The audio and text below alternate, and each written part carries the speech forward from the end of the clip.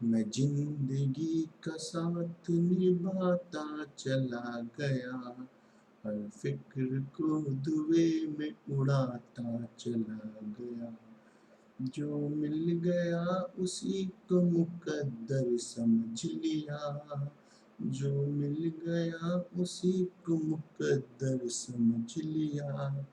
जो खो गया उसे मैं भुलाता चला गया, जो खो गया उसे मैं भुलाता चला गया। नमस्कार दोस्तों, बचपन में ये गाना हम लोग सब लोगों ने सुना होगा। इस गाने का में देवानंद साहब ने इतना अच्छा प्रेजेंटेशन देते हुए इस गाने को गाया और लगा कि सारी चिंताएं, सारी दूरियां, सारी नाकामियां सब खो गई उस एक सिगरेट के धुएं से। यहाँ पे वैधानिक चेतावनी दी जा रही है कि मैं कोई सिगरेट का प्रमोट नहीं कर रहा हूँ कि आप अपनी चिंताओं के लिए सिगरेट और दारू का सेवन चालू कर दें। ऐसा कुछ भी नहीं कहा जा रहा है। मैं ये बता रहा हूँ कि इस गाने के थ्रू कितने अच्छे तरीके से गीतकार ने अपनी बात रखी कि आप सारी चिंताओं को दूर कर सकते हैं। लेकिन क्या ये जीवन में मुमकिन है? क्या ये सारे अवसाद, सारी फेलियर, सारी नाकामियाँ दूर होना मुमकिन है इतनी जल्दी? पहले मैं आपको अपने एक मित्र की कहानी, मित्र क्या समझिए, एक कहानी सुनाता हूँ। एक लड़का है, अच्छे नंबर पा रहा था। 10th में भी उसके 90s के ऊपर थे, 12th में भी 90s के ऊपर थे। उसके बाद उसने तैयारी करना चालू किया, अपना सीए प्रोफेशन में उसने तैयारी चालू की। लेकिन सीए प्रोफेशन के साथ दिक्कत क्या है ना, कि आप कितने भी टैलेंटेड हो, अगर वो टैलेंट आपका उस एग्ज़ाम के लिए नहीं दिख रहा है ना, तो कोई फ़ायदा नहीं। और धीरे धीरे क्या हुआ कि उस लड़के को अवसाद घिर गया, मतलब उसकी जो नाकामियाँ थी, फेलियर्स थी, उसकी वजह से उसे डिप्रेशन में जाना पड़ गया। बेचारा बहुत परेशान था, बार बार की अटैम्प्ट दे दे के फेलियर ही फेलियर मिलती चली जा रही थी।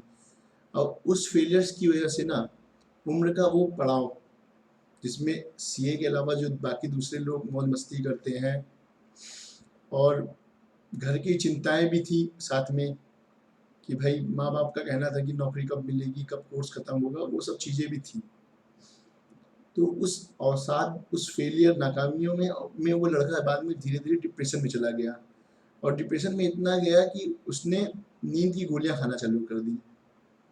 खैर, काफ़ी दिनों के बाद जब लोगों ने, दोस्तों ने, माँ बाप ने चीज़ों को देखा, समझा और उस स्टेज पे जब जा चुका था, उसके बाद संभलने का मौका तो था नहीं, लेकिन ये था कि माँ बाप और दोस्तों की मदद से कुछ क्षति, जो बहुत बड़ी क्षति नहीं हो पाई, जीवन की क्षति नहीं हो पाई, और धीरे धीरे वो चीज़ें सुधरी।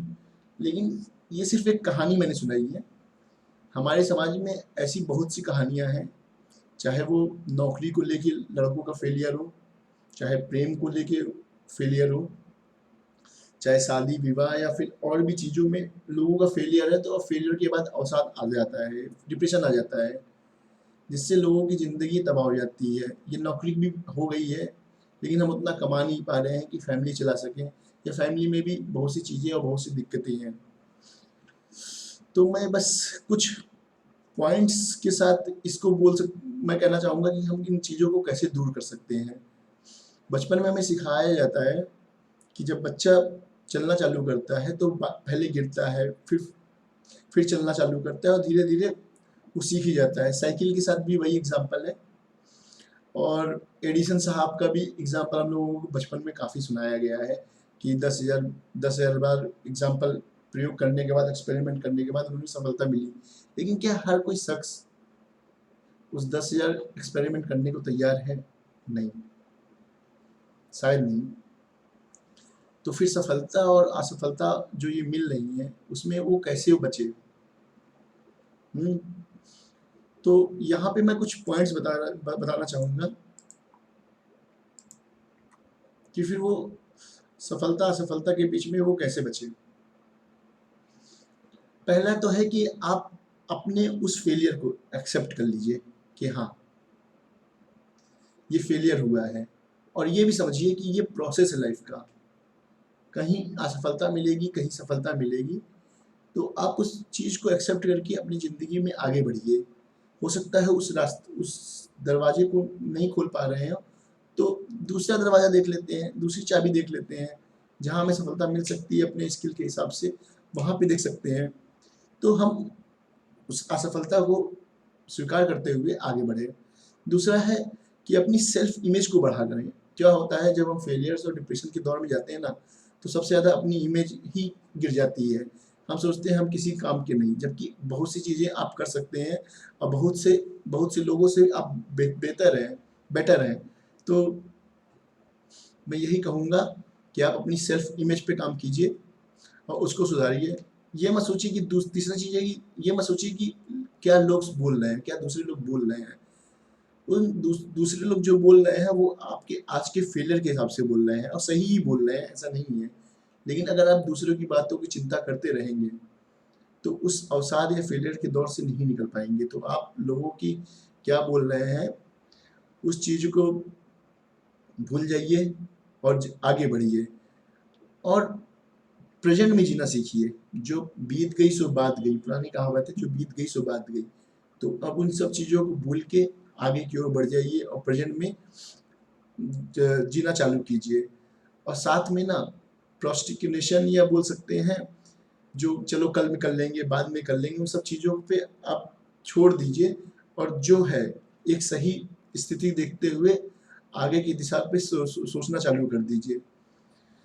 और साथ में बोलूँगा कि ये इस तनाव के दौर में एक अच्छी नींद लेना चालू कीजिए, धीरे-धीरे जी सही प्राणायाम करके, टहल के, और भी जो चीज़ें हो सकती हैं, इस अवसाद को दूर करने के लिए अच्छा म्यूज़िक सुन के, अच्छी मूवीज़ देख के, धीरे-धीरे उस अवसाद को दूर कीजिए और साथ में एक गहरी नींद लीजिए, 6 से 8 घंटे की नींद, जिससे ये डिप्रेशन और जो फेलियर तो नहीं कह सकता, लेकिन डिप्रेशन का ये दौर है, धीरे-धीरे कम होने लगेगा, क्योंकि डिप्रेशन आते ही ना नींद आना कम हो जाता है और बहुत सी चीज़ें और बहुत सी चीज़ें दिमाग में चलती रहती है। लेकिन अगर आप स्थिति को समझते हुए और मैंने जो पहले आपको पॉइंट्स बताए हैं उसको ध्यान में रखते हुए चीज़ों को करेंगे, तो बहुत ही जल्दी आप इससे मुक्ति भी पा लेंगे और एक अच्छी नींद लेते हुए ना वो सब चीज़ें दूर होंगी। और यकीन मानिए ये सब चीज़ें आप करिए। और मैं ये बोलूँगा, जो महापुरुषों के कोटेशंस हैं, जिन्होंने इतने फेलियर्स देखे हैं उसके बाद भी जीवन में आगे बढ़े हैं, उन सब चीज़ों को पढ़िए, अच्छी किताबें पढ़िए, अच्छे लोगों की कहानियाँ पढ़िए। हम लोगों के जो धर्म ग्रंथ हैं उनसे प्रेरणा लेते हुए चीज़ों को आगे करिए और यकीन मानिए कि एक बेहतर भविष्य बहुत ही जल्दी आएगा और अच्छा आएगा। तो आप उसके लिए तैयार होइए और best of luck for your future. Okay, bye.